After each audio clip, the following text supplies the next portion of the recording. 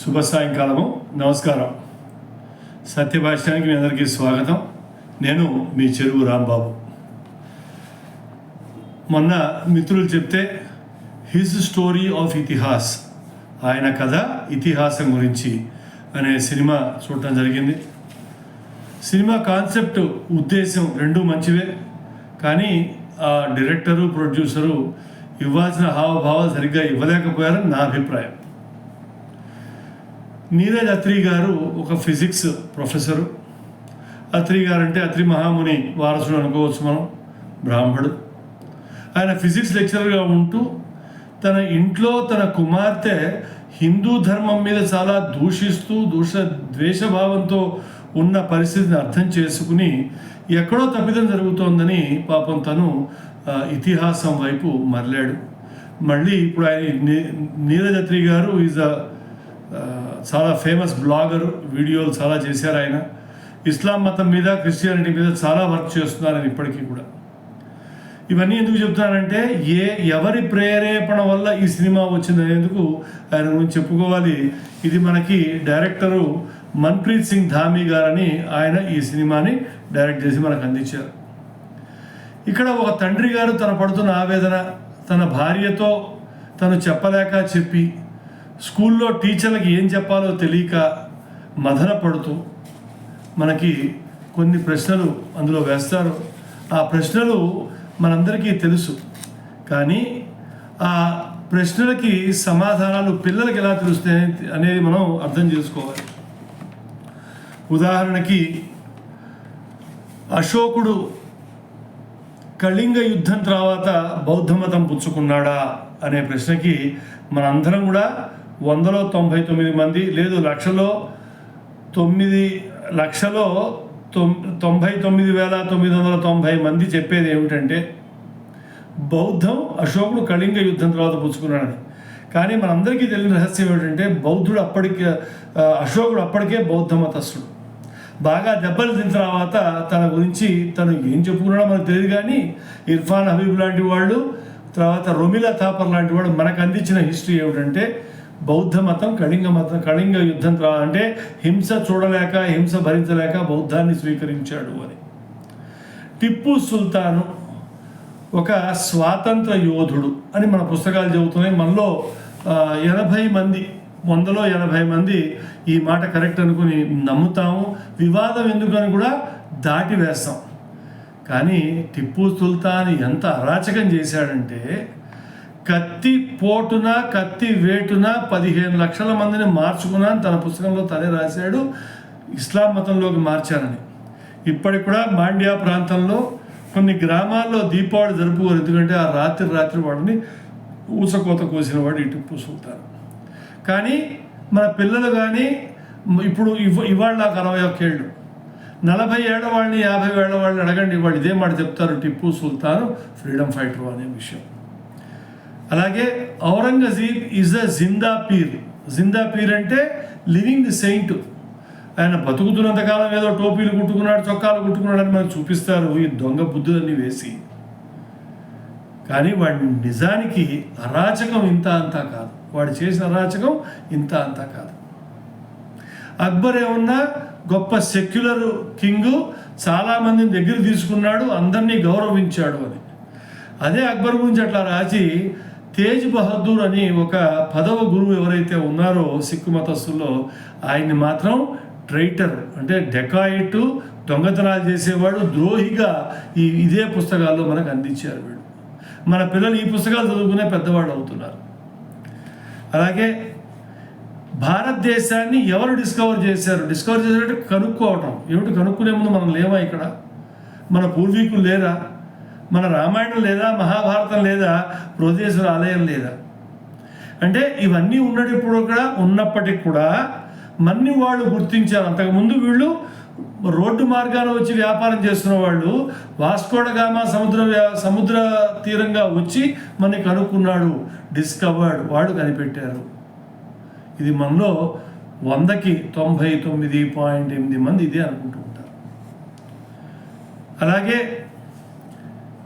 Islamic rule, ఇస్లాం మతస్థులు, మొఘలాయిలు, బాబర్లు వీళ్ళందరూ, అదే మొఘలాయిల పూర్వీకులు గజనీస్లు, చంగీస్లు వీళ్ళందరూ అన్నీ 1000 సంవత్సరాల పాటు పరిపాలించారనే ఈ అబద్ధాన్ని మన చెవుల్లో పోసి పోసి పోసి 1,99,995 మంది ఈ మాటనే కరెక్ట్గా నమ్ముతారు.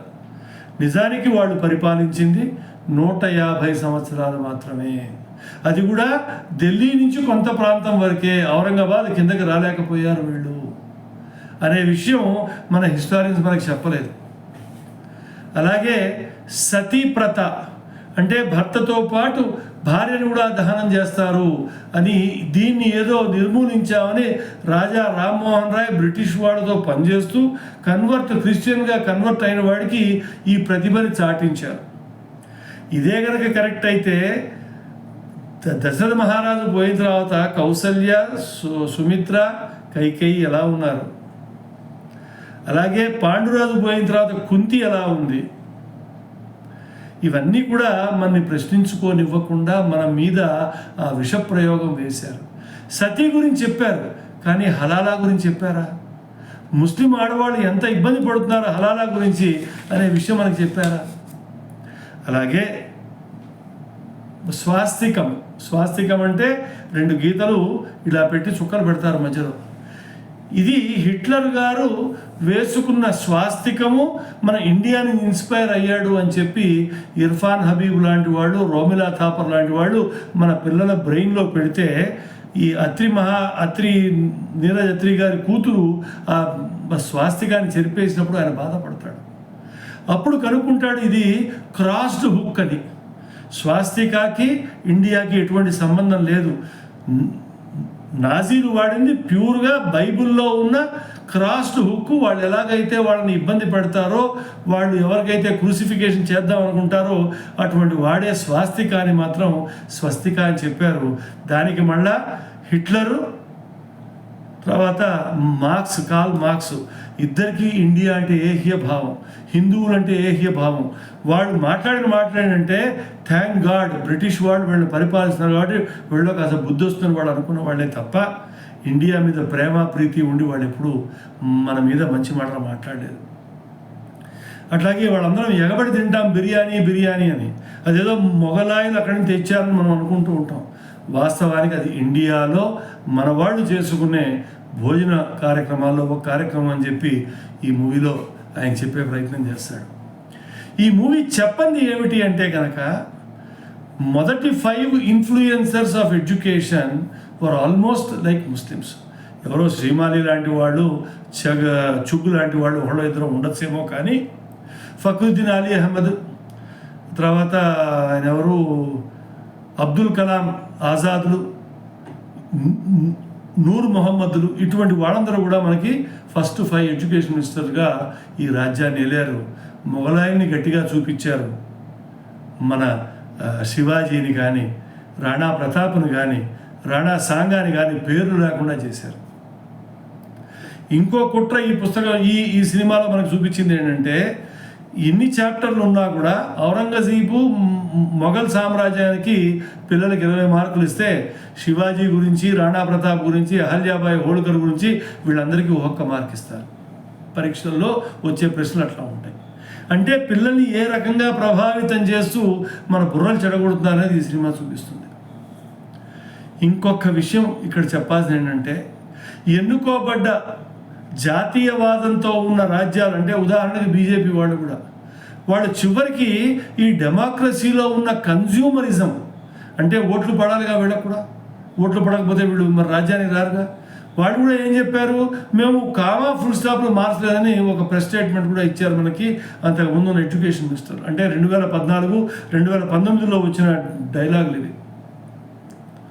అంటే మన డెమోక్రసీ ఎంతసేపు దేశానికి విరుద్ధంగా ఉన్న కమ్యూనిస్టులు, ఈ దేశం మాది కాదు అనుకున్న ముస్లిమ్స్, ఖిలాఫత్కి క్యాలిఫేట్ మూమెంట్లో పాల్గొన్న ముస్లిమ్స్, ఈ దేశం కాదు మాకు దేశం కంటే షరియానే గొప్పది అనుకునే ముస్లిమ్స్ కూడా ఓటు వేస్తే తప్ప గవర్నమెంట్ గెలిచే పరిస్థితి కాదు. అందుకని ఈ యొక్క డెమోక్రసీని కూడా మనం ప్రశ్నించవలసిన క్వశ్చన్ మార్క్ వదిలిపెట్టారు. అయ్యా, ఈ సినిమా ఉద్దేశం మంచిదే, కానీ ప్రభావితం చేయలేకపోతుంది. ఈ శీర్షికను కనుక మీరు మొదటిసారి వింటుంటే దయచేసి సత్యభాషానికి సబ్స్క్రైబ్ చేయండి. ఈ అంశాలు మీకు తెలిసిన 10 మంది మిత్రులకి, మీకు తెలిసిన బంధువులకి, ముఖ్యంగా మీ పిల్లలకి. 60 ఏళ్ళకి మనం ఇవన్నీ మాట్లాడుకోవచ్చు, కానీ 20 ఏళ్ల వాళ్ళలో ఈ మార్పు వస్తే, ఇటువంటి ఆలోచన వస్తే తప్ప మన దేశం బాగుపడదు. మిత్రులారా, సత్యభాష్యాన్ని కనుక ఫస్ట్ టైం వింటుంటే లైక్ చేయండి, షేర్ చేయండి, సబ్స్క్రైబ్ చేయండి, బెల్ ఐకాన్ నొక్కడం మర్చిపోకండి. వచ్చే సీజ్ కొరకు ఉంటాను మరి. రాంబాబు చెరువు, హైదరాబాద్.